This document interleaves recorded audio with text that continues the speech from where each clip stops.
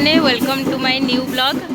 आज देखो आमर अष्टपरी होची आ गोटे साहिर से दिन आम साहिर होता है गोटे मझी साहिर अष्टपरी चलतु देखा भज निताई गुरु राधे श्याम जप हरे कृष्ण हरे राम हे प्रभु।